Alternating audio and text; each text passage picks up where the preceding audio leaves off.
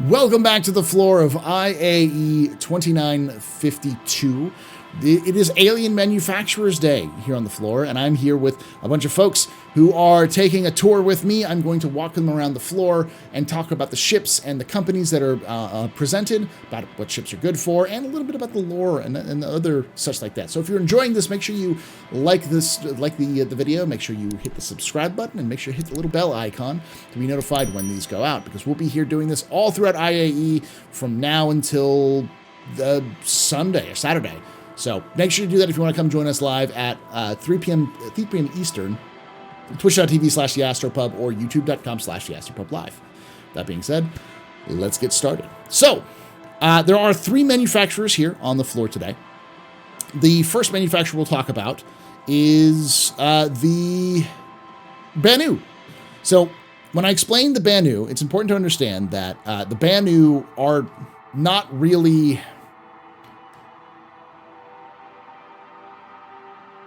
They're not really a manufacturer. The Banu are, they have these things called sulis. Suli is the basic part of the Banu society. Sulis are like a family, but they're also like a company.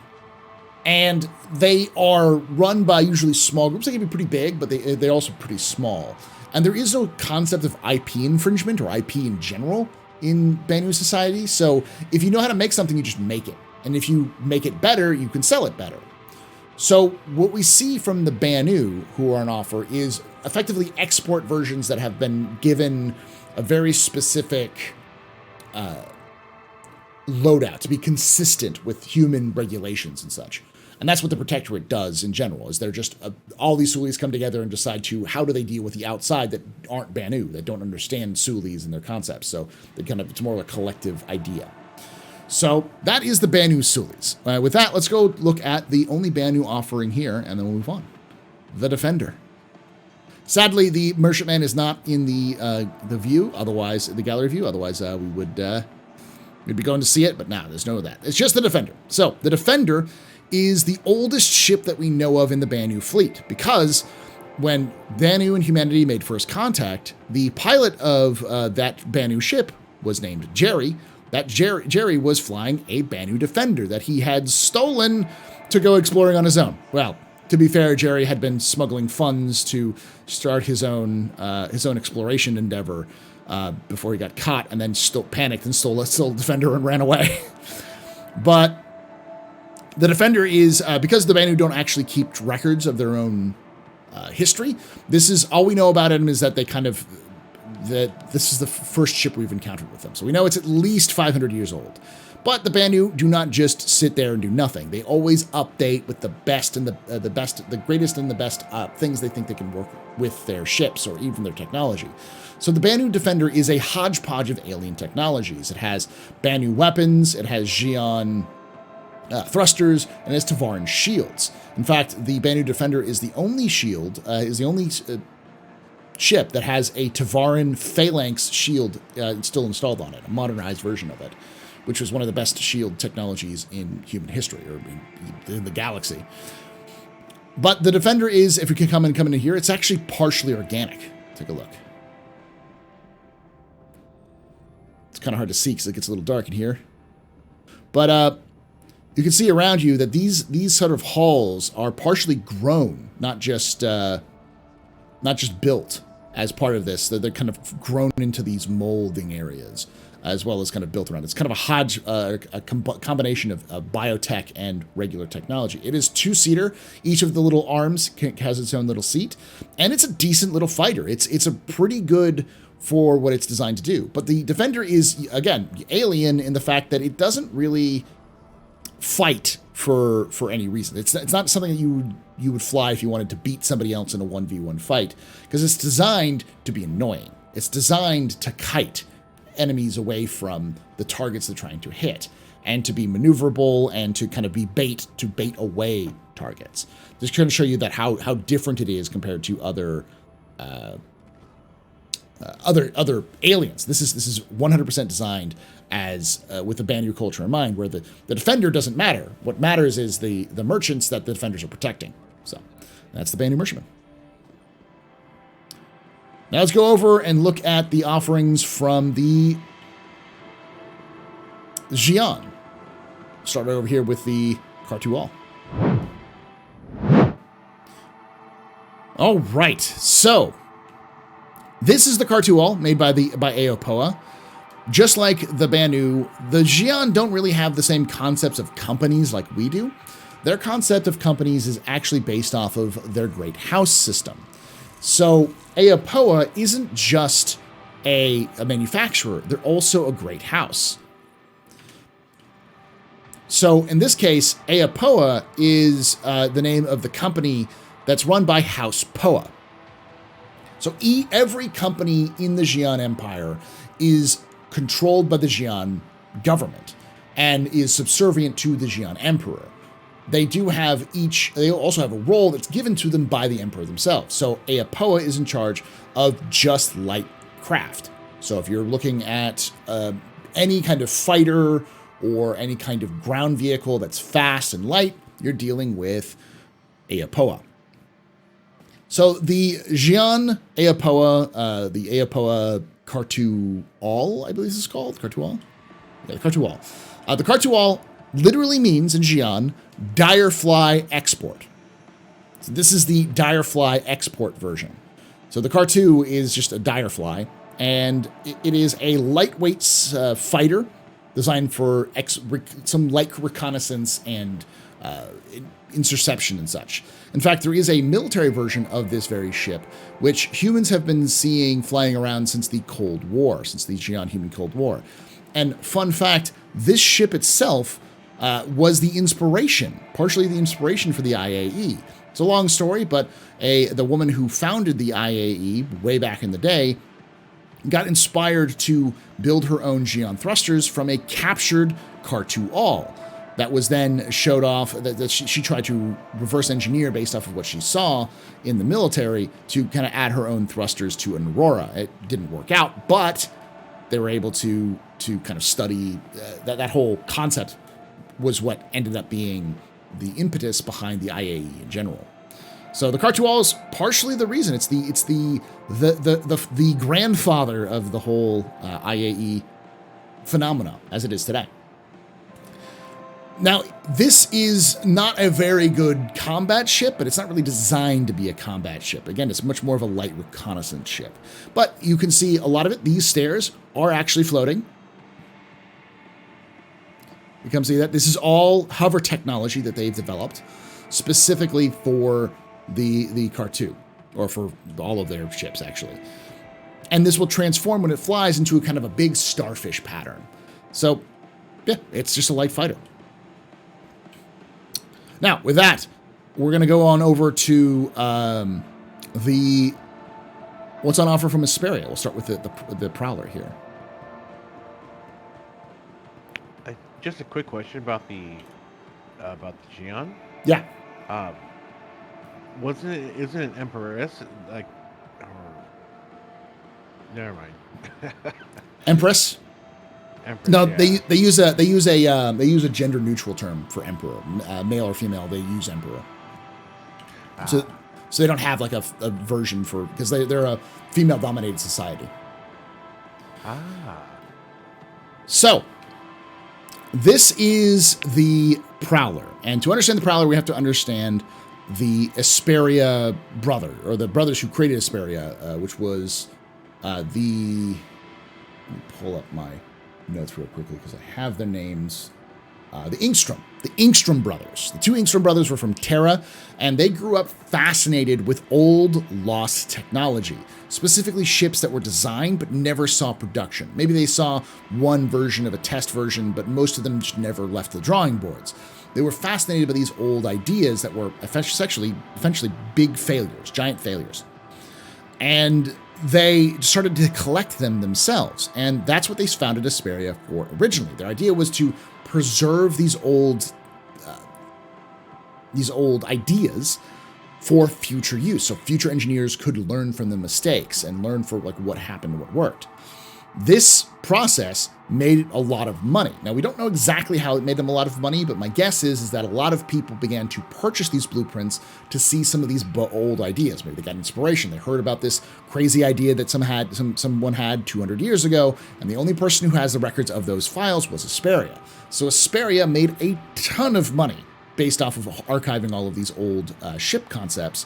And then they decided, hey, why don't we try to make some of these ship concepts ourselves? And that was the founding of Hesperia. Now, originally, Hesperia only did human ships, but as they continued to expand, they have an entire division dedicated to alien technologies, which is where we see these. Now, to understand the Banu, the Tavaran ships, like the Prowler here, we have to understand about the system of Cabal. Cabal was discovered pretty early, I think 2941, so it's fairly recent discovery. But on Cabal, they found I think Cabal 3, they found a naturally habitable planet with a old abandoned Tavaran city, a Tavaran colony, that was just abandoned, just up and left. So there were several functioning, complete versions of the Prowler and the Talon and other Tavaran ships that Hesperia was granted access by the UAE to come in and investigate. So the Hesperia hired Tavaran engineers, scientists, historians, and humans as well to go in and catalog everything, figure out what worked, and they eventually took a couple of these intact, complete, original Prowlers and Talons and dissected them to kind of recreate them piece by piece, meticulously to a modern, but then upgraded to like a modern standard to be able to take modern components and such. And as a result, they've released the Prowler and the 2 Talons. Now, the Prowler here is an impressive ship. It's a drop ship, but it's considered a stealth drop ship. The purpose of the Prowler is for the elite warriors known as the Naule. The Naule were a covert group of warriors who would come in to would be dropped off by a Prowler, would be able to infiltrate a capital ship, especially a human capital ship, and they were able to slice their way in and destroy, kill, or incapacitate the entire crew before anyone raised an alarm. So Prowlers were the stuff of nightmares for UEE and UPE Navy personnel on carriers. They were the boogeyman. That how good they were. It was used for the First and Second Tavaran War and used very effectively. The thing was, and this may have changed a little bit, the concept was that the Prowler could also convert into a hover tank. Whereas when it got into this mode of kind of more of landing mode, it could use hover pads on the bottom to become a ground vehicle and use its weapons as more of a, for ground-based offensive purposes as well. But without having to use as much fuel for its thrusters. I think that's changed a little bit, but that's the concept. From that, let's go over to talk about the Talons.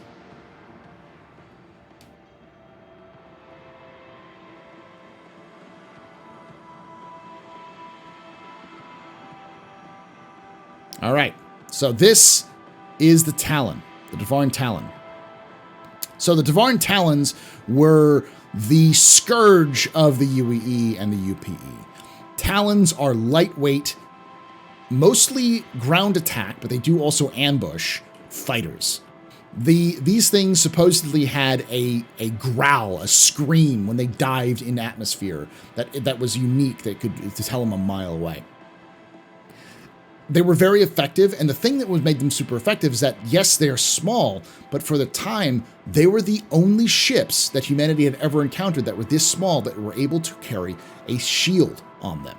None of the humanity's small ships were able to carry a shield. So this was a revolution to human engineering. Captured Talons would eventually be how humanity was able to reverse engineer this tech to use shield tech that we have today. Shield tech had existed before, but only in big ships with big power, because they're power hungry, with big generators to be able to work them. So smaller ships just didn't have them. So the Talon was a huge success for that. But again, super terrifying. Then with that, we always come over here to the Talon Shrike. We're walking over here. Stick together. We're all good. So this is the Talon Shrike. The Talon Shrike is a different version of the Talon, but it actually has a reason for it. The Talon was upgraded between the First and Second Tevarin War to deal with the issues of... What was it? To deal with the issues of humanity having shield technology now that the Tevarin had. So they swapped out some of the guns on the Talon for some missile bays to allow them to be more effective at taking out human ships.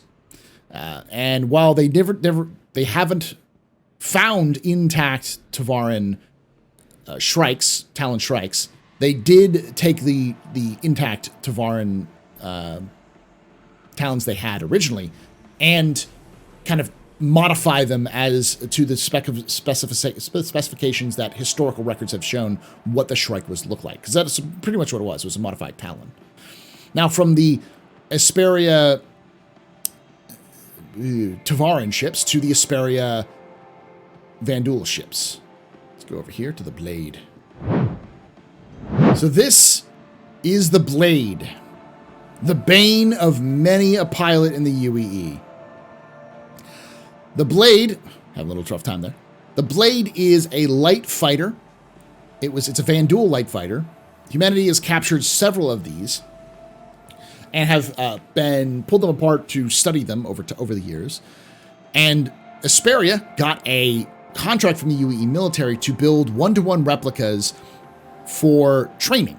So there were a ton of these ships that were built between 2930 and 2940, but the contract ended in 2940, and the UEE did not want to re-up the contract for more blades, so many of these blades ended up getting retired. But these ships were then taken from the scrapyards after the Battle of Oberon and refitted and to be sold as militia ships for human defense, which is a bit of a controversy that Hesperia has gotten in trouble for. But this is a completely one-to-one recreation of the Blade, but it's not a actual Tevarin or Vanduul Blade. This is just a recreation of it. It's a human mock-up of one. It's almost the same thing, but you know. With that, let's head over to the Glaive. Now, the one thing y'all should know about the Vanduul is that they are very much fans of melee combat, both in space and on ground and with their ships. All of their the main way that they deal with threats is by attacking them with blades of some kind. Blades are almost sacred in Vanduul culture as far as we can tell. So a glaive is simply a scythe, but instead of having one blade, it has two blades. So these are not just wings. These actually have some legitimate blade hidden inside of it that can pop out to attack when you ram another target. So this ship was designed by the Vanduul specifically as a ace ship. These are things that high-ranking Vanduuls and Vanduul pilots who've shown that they are good in combat will graduate to after they've gone from the blade. They go to the scythe and then to the glaive here. Now the glaive is this is actually again a recreation by the people at Hesperia. And the reason why it is so well loved, so well known, is because of its place in Arena Commander. The UAE Navy asked Original Systems, the developers behind the video game Arena Commander, to add the glaive in their vaunted update to Vanduul Swarm. It actually gave them a lot of data to recreate it in their simulations. Now, at the same time, the UAE had commissioned several of these glaives for practice, for pilots to test against. So when Arena Commander came out with its new iteration of Vanduul Swarm, they decided that they were going to partner with Hesperia and to make several of these available to people who completed Vanduul Swarm. So they purchase it, but you had to earn your reputation through beating Vanduul Swarm before you could buy some of these recreations of glaives. So they're very rare and very difficult to acquire, but you can see them in verse. And again, these are not Vanduul ships. They are versions of Vanduul ships. With that being said, let's go to look at the Nox and then the other ships that are going to be on offer in the future. Come with me. So here is the Nox. Now, the Nox is made by Aapoa, and it is it's a unique concept because this is one of the first ships that was developed by an alien species specifically to counter or as a mimic of a human ship. So on a planet called Oya 3, there are Xi'an and human colonies. And so the Xi'an and human colonists would often mix together, have cultural exchanges, and so on and so forth. Well, in the late 29th century, several of these colonists on Oya 3 got their hands on drake dragonflies. The Xi'an had never seen something like this and asked to fly them around, and they did. Reports got back from these Xi'an of how fun it was to fly these dragonflies, and the Aapoa asked if they could build a version of the dragonfly by themselves, and the Emperor agreed. So Aapoa came up with the Nox. So this is the Aapoa Nox, which is just like I said, it's a version of the dragonfly. It's Xi'an version, so it's faster, more maneuverable, and so on and so forth, with better hover tech. But this is literally just a copy of the dragonfly. It's their version of a dragonfly when it came to like how they wanted to make it. But they didn't have this concept before of the open top racer. From that, let's move over to the ships that are not quite in the game, but will be in the game soon. All right. So now I get to tell you about Gaak. So Gaak is a manufacturer from the Xi'an Empire, just like Aapoa. They are a specific manufacturer. They don't have the luxury of manufacturing whatever they want to. They can only manufacture industrial ships. But the family that runs, the house that runs Gaak, had close ties to the first emperor of the Xi'an Empire.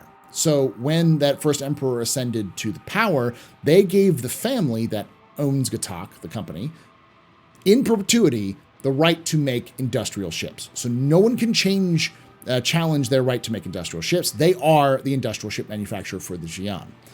And they take this role very seriously because Gaak goes at length to go to any ship conferences they can find in human or Banu space and go there to study.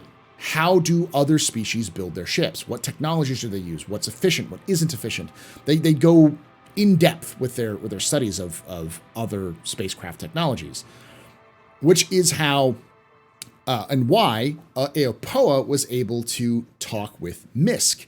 Famously, Misk and Aapoa have worked together and traded technologies as well as engineers to help each other build more tech, kind of as a cross-cultural exchange, which is why the Kar-2-Al was the first ship to ever be introduced into human space for humans to fly, because of their connections with Misk. Now, Gaak actually has the rights to make industrial ships, so any of the technologies that was gleaned from Misk was not to be used by Aapoa, but given to Gaak because of their status as the industrial ship manufacturer. So Gaak took a lot of ideas from the whole series, and I believe this is the reason why we have the Raylan. The Raylan is not just a Xi'an ship, it is a hybrid ship. This ship is designed to be a human and Xi'an co-captained, co-run ship. There are facilities that are designed exclusively for Xi'an and exclusively for humanity on these vessels. So it's designed to be sold to both markets at the same time. However, you can see that in the back here, these little pods are all detachable, similar to the whole series. So it is at least my theory that they took the plans for the hull, like the technology behind the Misk hull series, and then adapted some of that idea into what we come to know now as the Raylan. So this ship it's been announced last year, but it hasn't been released to the verse yet, even in lore. So it will come out very soon. But it is a kind of like the Xi'an's version of the whole sea, is the best way of putting it. But a little bit more luxurious. With that, let's go look at the last Aapoa ship.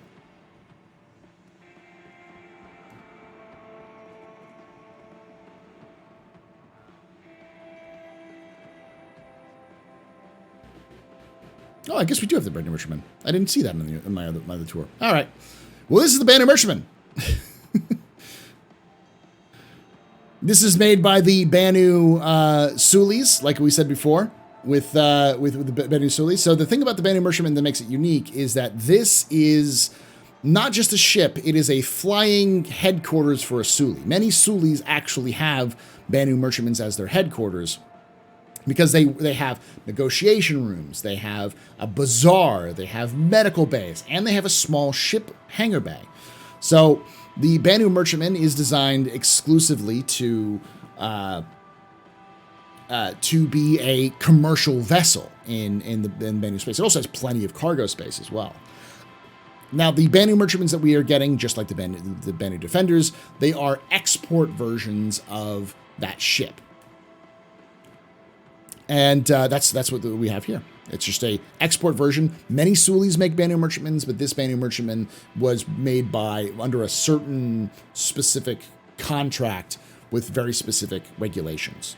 So if you get a Banu Merchantman from actual Banu space, it may look wildly different from what we see here in human space. All right. Now, this is the last ship that's on offer. This is the the Aapoa Santok-Yai. Now, the Santok-Yai, it's important to understand about the Santok-Yai is that the Santok-Yai literally means the ship that gives genuine fear. That's what its literal translation is, the ship that gives genuine fear. The thing about it is it's actually named after a flighted creature, a flying creature known as the Tok-Yai, which means the animal that creates genuine fear. So you can think of the Santok-Yai as a similar way of humanity naming a ship the Hawk or the Falcon. Same concept. And the Santok-Yai is the civilian version of a military ship that the UEE classifies as Ares. It's actually a fairly recent development. The Santok-Yai's military version was first spotted by UEE flights in 2915. And for a species like the Xi'an, who are very reticent to update old technologies because they think in terms of centuries, this is a unique change. This is, for all intents and purposes, the Xi'an's answer to the Hornet. As humanity has expanded and has advanced in technology, the Xi'an have realized that they need to keep up with humanity because they could be a threat in the future. So they began to develop their own ships to counter human ships. This is the first one of those, which is the Santok-Yai. Now, in an interesting story, the four Santok-Yais actually crashed on an icy moon somewhere between human and Xi'an space because of a problem with oxygen. The UEE had a secret surveillance base that was nearby and actually picked up their distress calls, but they didn't want to relay the distress call to the Xi'an because they would let them know that they have a secret base in effectively no man's land. So they told some nearby human destroyer group to investigate the area where they went down, being kind of very vague about it. So the UES Eagle's Talon went to go investigate the site, found the wreck sites, and dispatched rescue crews to try to save the Xi'an pilots.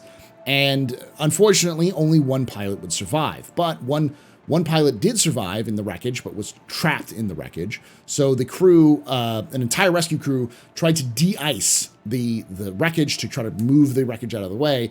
Didn't realize that they were pointing their effectively heat guns at Xi'an munitions, which had gotten loose, and blew up, killing the rescue crew and the pilot. But one pilot did survive and was rescued and brought back to the Xi'an. And it was a great diplomatic success for both parties. Personally, my belief is that is one of the reasons why we have a civilian version of the Santok-Yai, because it was kind of a, hey, this is a nice gesture for what you've done for us. And because, at that point, the Xi'an knew humanity had seen and studied the military versions of their ship. So that is what's on offer here for the Alien Manufacturers Day here at IAE 2952. If you're watching this after the fact on YouTube, hope you enjoyed this. Make sure you hit that like button and, of course, and subscribe, obviously. I want to know in the comments below your thoughts on these alien ships. Do you want to know more about alien ships? Do you like these alien ships? What kind of alien ships do you want to see?